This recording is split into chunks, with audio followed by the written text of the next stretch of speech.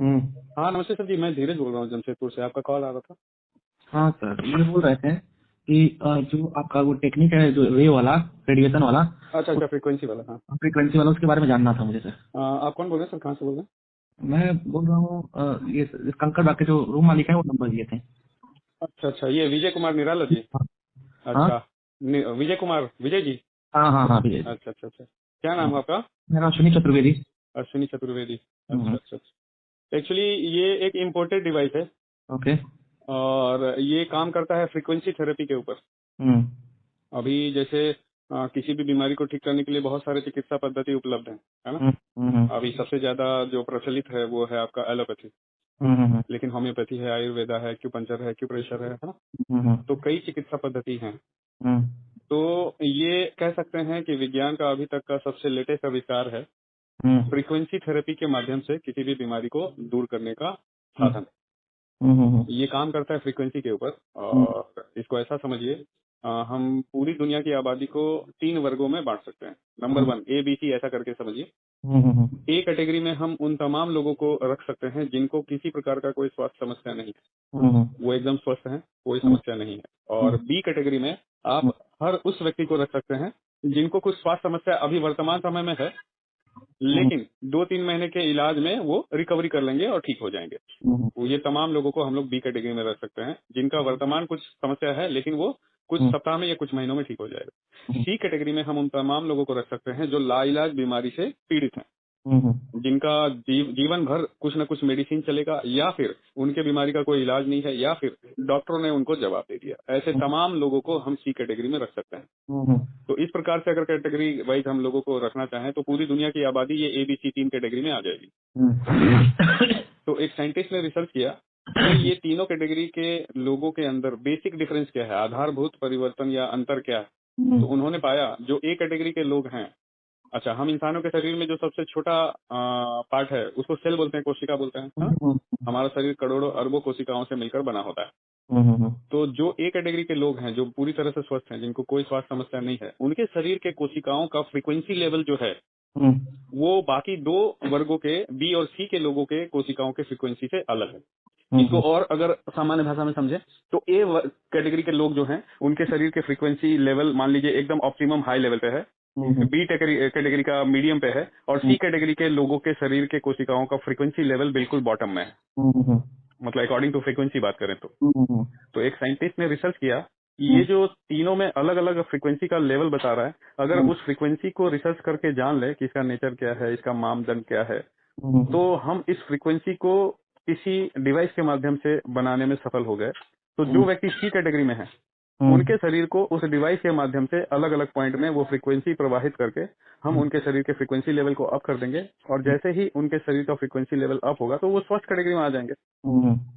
तो ये लगभग 8 साल तक रिसर्च किया और रिसर्च में पता चला जो व्यक्ति बिल्कुल स्वस्थ होते हैं उनके शरीर के कोशिकाओं का जो फ्रीक्वेंसी है, और फ्रीक्वेंसी का पूरा स्पेक्ट्रम देखेंगे, है ना, तो फार इंफ्रारेड है, अल्फा है, गामा है, थीटा है, तो उस पूरे स्पेक्ट्रम में एक फ्रीक्वेंसी है जो कि माइक्रोवेव और फार इंफ्रारेड के बीच में आता है, उसको बोलते हैं टेरा हर्ट्ज फ्रीक्वेंसी। अच्छा। और टेरा हर्ट्ज फ्रीक्वेंसी का भी जो लो रेंज में आता है, 2 से लेकर 17 टेरा हर्ट्ज फ्रीक्वेंसी का जो रेंज का फ्रीक्वेंसी है, वो फ्रीक्वेंसी सेम टू सेम वही फ्रीक्वेंसी है जिस फ्रीक्वेंसी में इंसानों के शरीर के कोशिकाएं बिल्कुल हेल्दी होती हैं। तो जब ये पता चल गया कि टेरा हर्ट्ज फ्रीक्वेंसी है, तो टेरा हर्ट्ज फ्रीक्वेंसी क्या पैदा किया जा सकता है, बनाया जा सकता है, तो उसने रिसर्च करके इसमें सफलता पाई। तो एक डिवाइस बनाया और उस डिवाइस के माध्यम से सेम टू सेम वही फ्रीक्वेंसी प्रोड्यूस होता है। तो इस डिवाइस को जैसे ही इलेक्ट्रिक सॉकेट में लगाते हैं, बिजली में लगा के ऑन करते हैं, तो इससे एक आम आदमी को पता चलेगा कि इससे गर्म हवा निकल रहा है। तो दरअसल वो गर्म हवा नहीं है, वो टेरा हर्ट्ज फ्रीक्वेंसी है। अच्छा अच्छा। हाँ, टेरा हर्ट्ज फ्रीक्वेंसी। अब इस डिवाइस से जो व्यक्ति बीमार हैं उनके शरीर के अलग अलग चैनल पॉइंट में, चक्रा पॉइंट में, जहाँ पे जैसे रेलवे स्टेशन में जंक्शन होता है ना, जंक्शन वैसे स्टेशन को बोलते हैं जहाँ कई दिशाओं के रेलवे ट्रैक आकर मिलते हैं। तो ठीक इसी प्रकार से हमारे शरीर में भी कई चैनलिंग पॉइंट होते हैं। तो टोटल लगभग 13 पॉइंट है जहाँ पे इस डिवाइस के माध्यम से 2-2 मिनट उस पॉइंट पे फ्रीक्वेंसी प्रवाहित करना होता है। जैसे दोनों हथेली हो गया, दोनों पैर के तलवे हो गए, हमारे दोनों हथेलियों में according to acupressure according to acupuncture हमारे हथेलियों में हमारे शरीर के सारे इंपॉर्टेंट ऑर्गन के पॉइंट होते हैं। जैसे ये आपका किडनी का पॉइंट है, ये ब्रेन का पॉइंट है, वो पूरा अगर आप देखेंगे तो हाथ के पाम के पिक्चर में दिखेगा। तो इस प्रकार से 13 पॉइंट है जहां 2-2 मिनट ये फ्रीक्वेंसी प्रवाहित करना होता है। और रीढ़ की जो हड्डी है, स्पाइन, गले से शुरू होता है पूरा नीचे कमर टेल बोन तक जाता है, वहां पे 5 से 6 मिनट ये फ्रीक्वेंसी प्रवाहित करना होता है प्रतिदिन। तो मान के चलिए एक सेशन में 30 से 35 मिनट का वक्त लगता है। तो प्रतिदिन अगर इस प्रोटोकॉल के हिसाब से उनके शरीर में ये फ्रीक्वेंसी को प्रवाहित करते हैं, तो डेली करते हैं, तो कुछ महीना होते होते उनके शरीर के कोशिकाओं का फ्रीक्वेंसी लेवल धीरे धीरे धीरे धीरे अप होने लगता है। और जब बिल्कुल ऑप्टिमम आता है तो उनके शरीर के हर पार्ट बिल्कुल हेल्दी व्यक्ति जैसे हो जाते हैं। इसी साइंस पे ये प्रोडक्ट काम करता है जी। जैसे पहली बार ये प्रोडक्ट मैंने खरीदा था लगभग 13 महीने पहले, मैं मेरी माता जी के लिए। मेरी माता जी का घुटने का दर्द है करीब 15-16 साल पुराना। तो उसका कोई इलाज तो है नहीं, पेन किलर लीजिए या लास्ट में ज्यादा समस्या बढ़ेगा तो बोलेगा नी रिप्लेसमेंट करवाइए। नी रिप्लेसमेंट करवा के भी बहुत सारे लोग का कष्ट दूर नहीं हुआ, ये मैंने रिसर्च किया था। और इसमें मैं सबसे अच्छा बात देख रहा हूँ कि किसी प्रकार का कोई मेडिसिन हमें इनटेक नहीं करना पड़ता है, ना टैबलेट है, ना कैप्सूल है, ना पाउडर है, ना लिक्विड है। और जिस डिवाइस से हम मरीज को थेरेपी देते हैं उनके शरीर को टच भी नहीं करते हैं, उनको सिर्फ यही महसूस होता है कि हमारे शरीर के अलग अलग हिस्से में गर्म हवा 2-2 मिनट दे रहे हैं।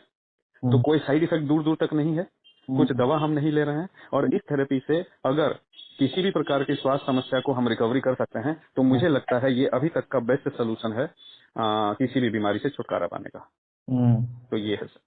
एक्चुअली सर मेरे माँ को ना ये ट्यूमर डिटेक्ट हुआ है। ट्यूमर बॉडी के किस हिस्से में, किस पार्ट? ब्रेन में। ब्रेन में? हाँ, आई के पास। आई के पास। ट्यूमर का साइज क्या है? बहुत छोटा है अभी। अच्छा, तो बाहर से विजिबिलिटी है, बाहर से दिखता है कि वहाँ फूला हुआ है? ना अंदर अंदर से है। तो चेकअप करवाएं तो उसमें तो जरूर मेंशन होगा कि अभी क्या साइज का है वो ट्यूमर। बात यह है कि डॉक्टर एम्स में हम दिखा रहे थे मम्मी को। ठीक है। हम IIT चेन्नई से पास आउट है। ठीक है। और अभी IAS का इंटरव्यू दिया था। ठीक है, ठीक है। तो नहीं हो पाया मेरा, तो वही थोड़ा सा अप्रोच लगाकर मैं दिखा रहा था एम्स में। कम से कम 6 से 7 बार दिखा दिया, लेकिन वहाँ का डॉक्टर बोला कि ऑपरेशन करना पड़ेगा। तो ऑपरेशन तो कोई सक्सेसफुल नहीं है। सा मतलब कि आज से आई थिंक उसका साइज है, देखिए उसका साइज है, हमको दिखा रहा है MRI में कि 1 मिनट, हाँ उसका साइज है 11x12x7 mm साइज। अच्छा अच्छा अच्छा। हाँ हाँ, यही साइज है उसका। तो वही हम सोच रहे हैं कि अगर इसे रेडिएशन जो आप फ्रिक्वेंसी बोल रहे हैं इसे सही हो जाता है। अभी तो मम्मी को भेजे निमांस बेंगलोर, क्योंकि वहाँ से लोग ठीक होकर आए हुए हैं। तो वही बात है कि हम सोच रहे हैं करवा दें। तो वहाँ से अभी तो वहाँ गई हुई हैं, तो वहाँ से ट्रीटमेंट होके आने दीजिए। अगर सब कुछ सही हो जाता है वहाँ से ट्रीटमेंट से, तब तो हमें इसकी आवश्यकता नहीं पड़ेगी। लेकिन अगर मान लीजिए वहाँ पता चलता है कि नहीं अभी ऑपरेशन क्रिटिकल है या ऐसा कुछ लगता है, तो फिर आप इसको जरूर यूज कर सकते हैं। क्योंकि सबसे अच्छा बात है, आप तो पढ़े लिखे, आप समझ जाएंगे, फ्रीक्वेंसी का जितना स्पेक्ट्रम होता है ना सर, मतलब उसमें से सिर्फ और सिर्फ 13 हर्ट्ज फ्रीक्वेंसी है जो कि नॉन आयोनाइजिंग है, नॉन इन्वेसिव है। मतलब फ्रीक्वेंसी में किसी भी फ्रीक्वेंसी की बात करें तो उसका अकॉर्डिंग मतलब रेडिएशन के पॉइंट ऑफ व्यू से उसका साइड इफेक्ट जरूर होगा। जो भी पढ़ा लिखा व्यक्ति होगा उसको जैसे ही फ्रीक्वेंसी थेरेपी की बात करेंगे तो पहला सवाल मन में आएगा, अगर वो सर से मैं वही पूछा था कि सर कौन सा रेडिएशन है। हाँ। तो ये पूरे फ्रीक्वेंसी के पूरे स्पेक्ट्रम को आप स्टडी करेंगे तो सिर्फ और सिर्फ ये रेंज जो है 13 हर्ट्ज फ्रीक्वेंसी, ये नॉन इन्वेसिव है, नॉन आयोनाइजिंग है, इसलिए इसका रेडिएशन पॉइंट ऑफ एंगल से कोई साइड इफेक्ट नहीं है। तो निसंदेह बेझिझक इसको किसी भी पेशेंट पे हम यूज कर सकते हैं। हाँ, कुछ सावधानी हम लोगों को ट्रेनिंग में बताया जाता है। जैसे किसी व्यक्ति को अगर पेस मेकर लगा हुआ है, पेस मेकर एक ऐसा डिवाइस है जो बैटरी ऑपरेटेड है और बॉडी के अंदर इम्प्लांट होता है हार्ट बीट को मेंटेन करने के लिए। किसी व्यक्ति का मान लीजिए हार्ट बीट जरूरत से ज्यादा फास्ट है या जरूरत से ज्यादा स्लो है, तो उसको कंट्रोल करने के लिए पेस मेकर बोल के एक डिवाइस इम्प्लांट किया जाता है बॉडी के अंदर ऑपरेशन करके। तो अगर किसी व्यक्ति के शरीर में पेस मेकर लगा हुआ है तो छाती के साइड में हम इसका थेरेपी नहीं दे सकते हैं। अगर कोई महिला प्रेग्नेंट है तो उनको थेरेपी नहीं दे सकते हैं। कोई महिला जिनका पीरियड चल रहा है उनको थेरेपी नहीं दे सकते हैं। कोई व्यक्ति जिनके शरीर में ओपन वोंड है, ब्लीडिंग जहां हो रहा है, वहां थेरेपी नहीं दे सकते हैं। अगर बॉडी के किसी पार्ट में मेटल पार्ट जैसे फ्रैक्चर हो जाता है तो नहीं उसमें स्टील रॉड लगा देते हैं, मेटल रॉड लगा देते हैं। तो अगर ऐसा कुछ कहीं पे है जिस हिस्से में है वहां हम इसका थेरेपी नहीं दे सकते हैं। तो ये सब कुछ डूज एंड डोंट्स है, तो वो फॉलो करके बाकी हर इंसान को हम इसका थेरेपी दे सकते हैं, कोई साइड इफेक्ट नहीं। वैसे भी ये रेडिएशन उतना मतलब गायनाइज नहीं हुआ, क्योंकि आपने माइक्रोवेव बोल दिया तो जाहिर सी बात है माइक्रोवेव से तो उससे खतरनाक तो एक्सरे है। जी नहीं, मैं फिर से बता रहा हूँ, आप पढ़े लिखे हैं, आप स्टडी कर लीजिएगा। 13 हर्ट्ज फ्रीक्वेंसी जो है टेराहर्ट्ज फ्रीक्वेंसी, उसका कोई भी रेडिएशन के एंगल से कोई साइड इफेक्ट नहीं, वो नॉन इन्वेसिव है, नॉन आयोनाइजिंग है, दैट्स वाई कोई साइड इफेक्ट नहीं है। तो मतलब हमें ऐसा लग रहा है कि ये बस सेल जो मतलब कि जो जितने मरे हुए सेल हैं, मतलब जो अभी मरने वाले हैं, उसको डीएक्टिवेट कर दे रहा है, या रेट ऑफ रिएक्शन जो होता है सेल का बढ़ा दे रहा है। मैं आपको 2-4 रेफरेंसेस देता हूँ, ठीक है।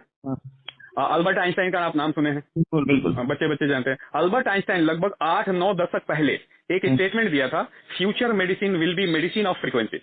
बिल्कुल, ये मतलब 80-90 साल पहले। तो 80-90 साल पहले आइंस्टाइन ने कहा था कि भविष्य का जो दवा होगा वो फ्रीक्वेंसी बेस्ड होगा। तो 80-90 साल पहले अगर वो कहा है, और आज वर्तमान समय में कोई ऐसा डिवाइस आविष्कार होके हमारे सामने आ गया है जो फ्रीक्वेंसी से हमारे शरीर में किसी भी हेल्थ प्रॉब्लम को ठीक कर रहा है, इट मीन्स आइंस्टाइन का कहा गया वो स्टेटमेंट आज सार्थक हो गया, सही हो गया। एक तो ये है। दूसरा, निकोला टेस्ला है सर, बहुत फेमस साइंटिस्ट है जिसने इलेक्ट्रिसिटी का ये किया था, आविष्कार किया था, उसके नाम में बहुत पेटेंट है सर।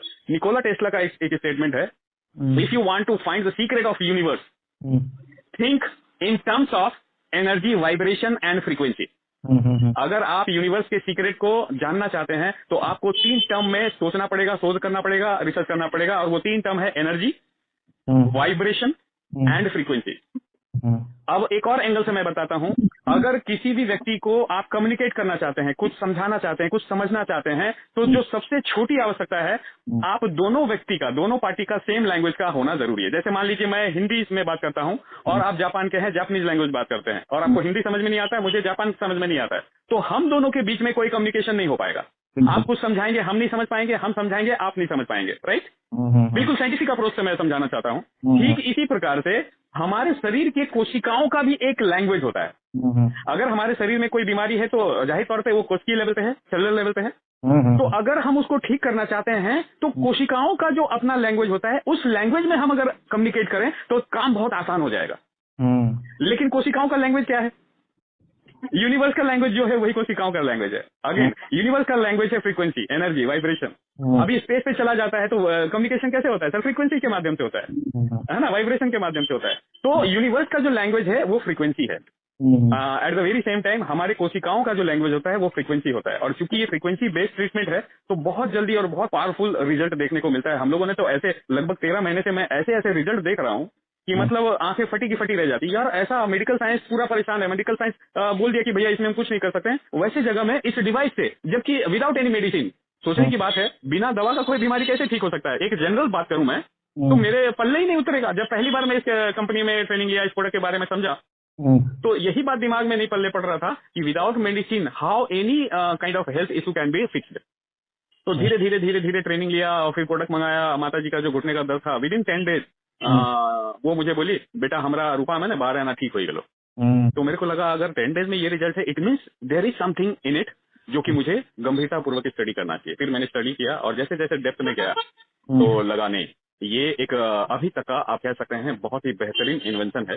और हमें अब तो मेरे घर में लगभग 13 महीने से है। अब तो मेरा अनुभव ये कहता है कि सर ये डिवाइस हर घर में होना चाहिए, क्योंकि once in a life time buy product है सर, जीवन में एक ही बार खरीदना है। और ये घर में है तो आप समझ लीजिए कई एक्सपर्ट डॉक्टर एक साथ आपके घर में, जैसे होता है ना, ये किडनी स्पेशलिस्ट है, ये हार्ट स्पेशलिस्ट है। ये डिवाइस अगर मेरे घर में है तो मुझे मालूम है 10-15 स्पेशलिस्ट डॉक्टर मेरे घर में है जो कि मेरे से डेली पूछता है, yes sir what can I do for you today. तो मेरे घर में मेरा फ्रोजन शोल्डर में बहुत फ्रोजन शोल्डर तो खत्म हो गया। मम्मी का घुटने का दर्द 13 महीने हो गया, बिल्कुल खत्म हो गया। मेरे घर में एक डॉगी है, पग प्रजाति का डॉगी है, उसका स्किन प्रॉब्लम बहुत होता है। तो जब भी डॉक्टर के पास जाएंगे तो वो इंजेक्शन देगा, दवा देगा, क्रीम देगा सर, 3-4 हजार का बिल बनता है हर 3-4 महीने। तो जब से ये डिवाइस मेरे घर में आया, थैंक गॉड, मेरे को डॉगी को लेने जाना पड़ता है, उसको मैं 5-10 मिनट थेरेपी देता हूँ, इट्स मोर देन एनफ। और वो कितना, देखिए जानवर लोग जो होता है ना अभी भी बहुत इनोसेंट होता है। अभी जैसे इस डिवाइस से मैं मेरे घर में मेरी माँ का जैसे थेरेपी देता हूँ तो वो डॉगी आके बगल में बैठ जाएगा और देखते रहेगा मेरा बारी कब आएगा। और जब उसको थेरेपी देते हैं ना वो ऐसे पैर पसार के पसार जाएगा मेरे को बढ़िया से। तो ये बॉडी लैंग्वेज बोलता है कि वो लाइक कर रहा है इस फ्रीक्वेंसी थेरेपी से। तो इसलिए क्या करना होगा? सर एक तो ये है कि जैसे मेरे शहर में जिस लोगों को मैं कंसल्टेंसी देता हूँ, मैं बताता हूँ सर, आपके पास 2 रास्ते हैं। आप पर डे फी दे के थेरेपी ले सकते हैं। जैसे मेरे यहाँ मेरे घर पे कोई आके थेरेपी लेता है तो 300 रुपये पर डे पर सेशन लेता हूँ। और अगर मेरा व्यक्ति किसी के घर में जाके थेरेपी देता है तो 500 रुपये डेली लेता है। अच्छा। तो अगर मान लीजिए किसी व्यक्ति को मैं जो कि ये बहुत महंगा पड़ जाता है, कारण मैं बता रहा हूँ, अगर कोई प्रॉब्लम पे हम इसको थेरेपी लेते हैं तो अगर हम जैसे फिजियोथेरेपिस्ट के पास जाते हैं ना सर, अगर हम थेरेपी फी दे के लेते हैं, मान लीजिए 3-4 महीने का पूरा कोर्स चलता है, 3-4 महीने में मैं पर डे फी देता हूँ, तो मेरे किसी एक व्यक्ति का ट्रीटमेंट कंप्लीट होगा, ठीक है। और इसका कॉस्ट है 37,000 जो बेसिक मॉडल है।